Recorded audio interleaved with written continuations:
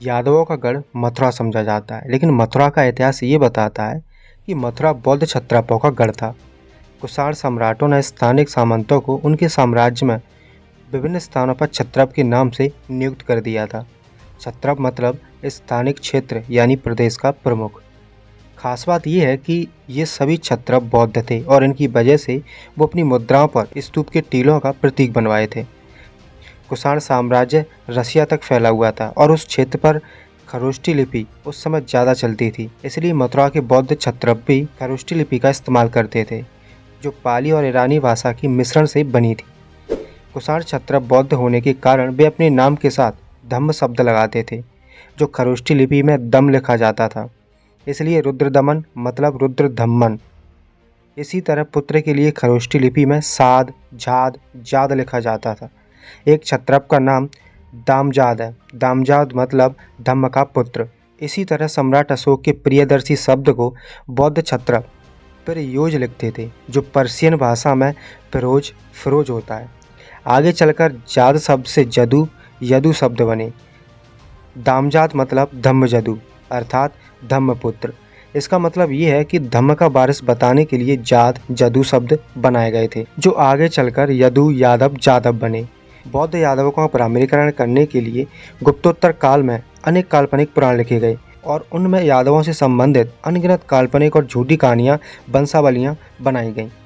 मथुरा पर बौद्ध क्षत्रपों के पहले उनके पुरखे बौद्ध कुषाण सम्राटों का राज्य था। कुषाण सम्राट तथागत बुद्ध की बोधिसत्व कृष्ण के नाम से पूजा करते थे। कृष्ण का कल्चर इन्हीं कुषाणों ने मथुरा में शुरू कर दिया था, यानी मथुरा का कृष्ण वास्तव में कुषाणों का बुद्ध ही है और मथुरा के यादव लोग बौद्ध क्षत्रप और कुषाणों के वंशज बौद्ध लोग हैं। बौद्ध जातक कथाएं सबसे प्राचीन ग्रंथ वैदिक धर्म के ऋग्वेद, बाइबल और कुरान से भी पुरानी है। उसमें एक कन्हैया जातक कथा है। शिशुपाल वध में कृष्ण को बोधिसत्व कहा गया है। तथागत बुद्ध के धम्म का प्रचार करने वाले बौद्ध सम्राटों को और भिक्षुओं को बाद में बोधिसत्व कहा जाने लगा। बुद्ध को भगवत भी कहा जाता है और बुद्ध के अनुयायियों को भागवत कहा जाता है। तथागत बुद्ध को धम्म सारथी कहा गया है, इसलिए कृष्ण को भी महाभारत के युद्ध में सारथी दिखाया गया। इसी कहानी को बाद में श्लोक ऐड करके बड़ा कर दिया और ऐतिहासिक बनाने का प्रयास किया गया। 800 श्लोक वाला महाभारत 1 लाख से ऊपर श्लोक वाला ग्रंथ कैसे बन चुका है? स्पष्ट है कि इसमें लोगों ने छेड़छाड़ करके बढ़ाने का प्रयास किया है। मध्ययुगीन काल में पैदा हुए उड़ीसा और महाराष्ट्र के वैष्णव संतों ने तथागत बुद्ध को ही कृष्ण माना है। मजे की बात यह है कि शैव धर्म के विरुद्ध में वैष्णव धर्म स्थापित हुआ है। इसको आधार देने के लिए बौद्ध वैष्णव संत रमाई पंडित ने शून्य संहिता ग्रंथ 7वीं सदी में लिखा था। शून्यवाद बौद्ध धर्म की ही शाखा है। इस दिन बौद्ध लोग धम्मचक्र को ऊपर लटकाकर नीचे से मानव सीढ़ी बनाकर उसको छूते थे और धम्मचक्र को प्राप्त करने की खुशी में जश्न मनाते थे। ऐसा शिल्प भरूच बौद्ध स्तूप में है। बुद्ध के अष्टांगिक मार्ग चक्र को सुदर्शन चक्र बनाने का इन लोगों ने भरपूर प्रयास किया है, यहाँ तक बना भी लिया है। आजकल लोग धम्मचक्र की बजाय ऊपर हांडी टांगकर मानव सीढ़ी बनाकर उसे फोड़ देते हैं और कृष्ण जन्माष्टमी का आनंद लेते हैं। अब बताइए, जो पत्थरों पर उकेरा गया है वो सच हो सकता है या फिर जो कागजों में काल्पनिक कथा कहानियाँ भरी हैं वो सच हो सकता है? इससे स्पष्ट होता है कि कृष्ण अष्टमी वास्तव में धम्मचक्र अष्टमी है। आपको क्या लगता है? कमेंट में जरूर बताएं।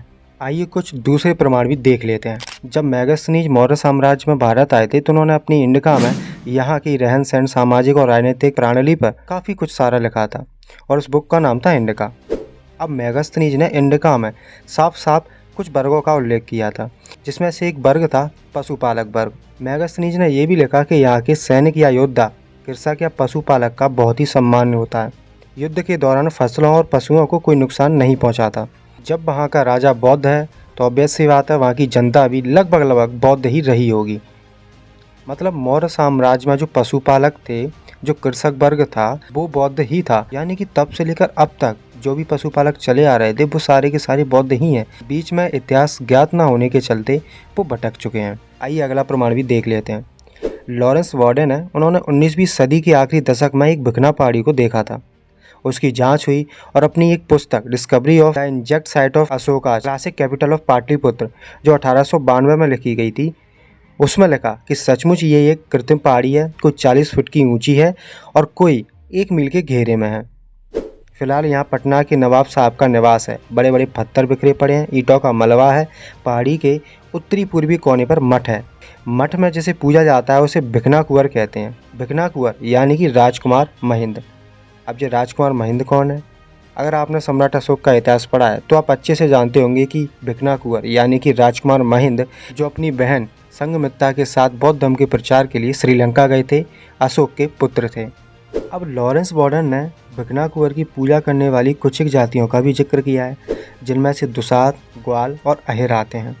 ये लोग दूध, मिठाई, फल फूल, रेशमी धागों आदि से भिखना कुंवर को पूजते हैं। आपको भिखना कुंवर पता है कौन है? सम्राट अशोक के पुत्र हैं। और सम्राट अशोक बौद्ध थे, यानी कि भिखना कुंवर भी यानी राजकुमार महिंद भी बौद्ध ही होंगे, क्योंकि उन्होंने श्रीलंका में जाकर अपनी बहन संघमित्रा के साथ बौद्ध धर्म का प्रचार किया था। और भिखना कुंवर को ही ये ग्वाल, दुसाध और अहिर आदि लोग पूज रहे हैं। यानी कि राजा अगर बौद्ध है और उसे जनता पूज रही है तो जनता भी बौद्ध ही रही होगी ना, तभी तो वो किसी बौद्ध राजा को पूज रही है। आइए अगले प्रमाण पर नजर डालते हैं। आपको इस स्क्रीन पर एक फोटो शो हो रहा होगा। इसमें पत्थरों को काट कर एक नक्काशीदार आकृति बनाई गई है, जिसमें एक इंसान दूध दो रहा है। दूध दोने वाले भी बौद्ध थे।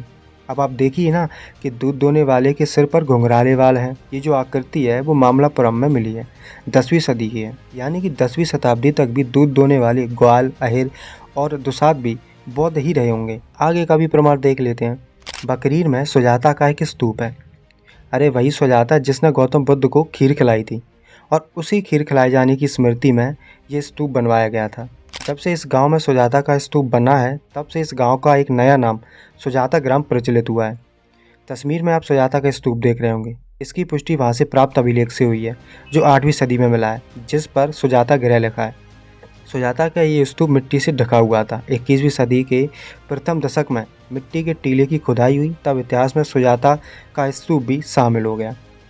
अब आप लोग ये सोच रहे होंगे कि इसमें सुजाता का नाम कहाँ से आ गया, तो मैं बता देता हूँ कि इसकी पुष्टि हेनसांग करेंगे, जो 7वीं सदी में भारत आए थे। उन्होंने अपनी पुस्तक में ये मेंशन किया है कि सुजाता ग्वाला थी।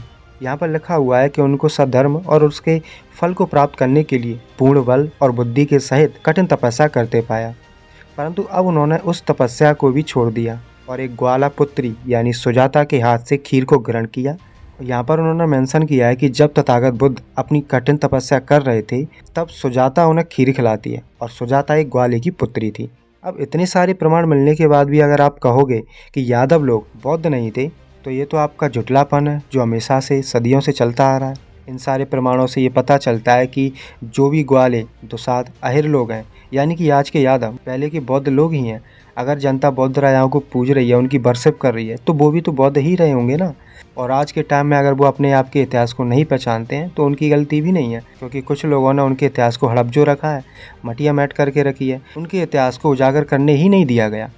उम्मीद करता हूँ कि आज की वीडियो यादव भाइयों की आंखें खोलने के काम आएंगी, उन्हें अपने इतिहास से रूबरू होने का मौका देगी। इसलिए इस वीडियो को ज़्यादा से ज़्यादा शेयर करिए और सच्चे इतिहास को लोगों के सामने लाकर हमारी मदद कीजिए।